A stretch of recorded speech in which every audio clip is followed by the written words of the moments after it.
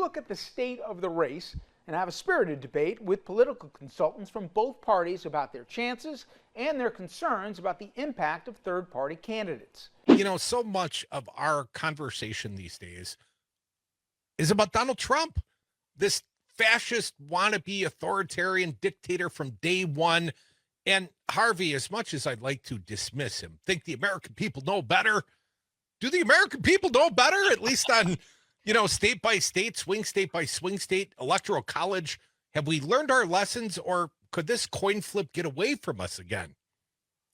Okay, in 2016, I had played a role among my friends around the country of saying he can't win. I was trying to reassure them, but inside I kept thinking, people are so disappointed with the Democratic Party over the last few decades that it is not inconceivable for Trump to win, not because they like Trump, the American people, but because they dislike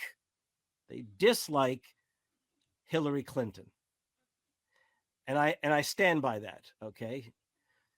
Well, then in 2020, okay, Biden was a likable figure who was enhanced as a political figure by Bernie's support and his willingness to entertain some key elements of Bernie's politics.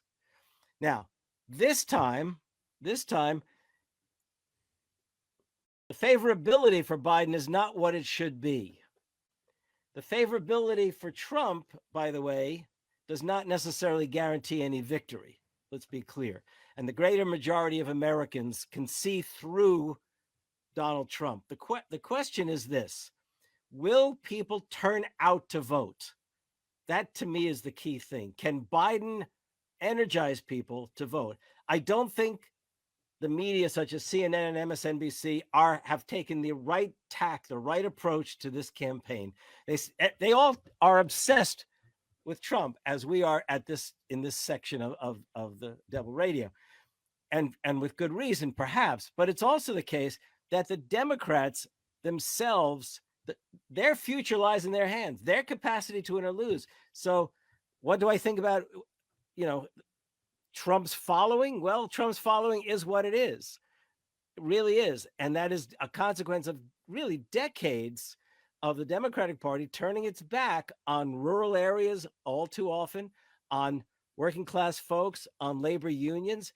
And it comes back to haunt us over and over again. Now, I'm a labor union member. I believe strongly that the resurgence of labor this last few years is wonderful. It's still not what it needs to be.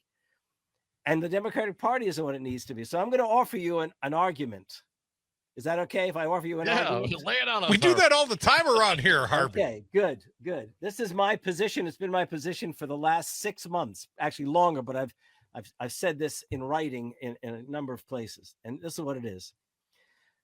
Sean Fain, Sarah Nelson. I'm friends with Sarah Nelson. I don't know Sean Fain other than, the media connection.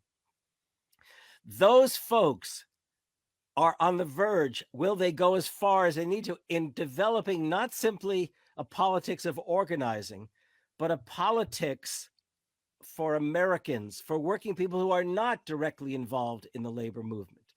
And can they gather together progressive groups around the country in some kind of coalition, or if you like, movement, to push the Democrats to embrace the kinds of arguments that they need?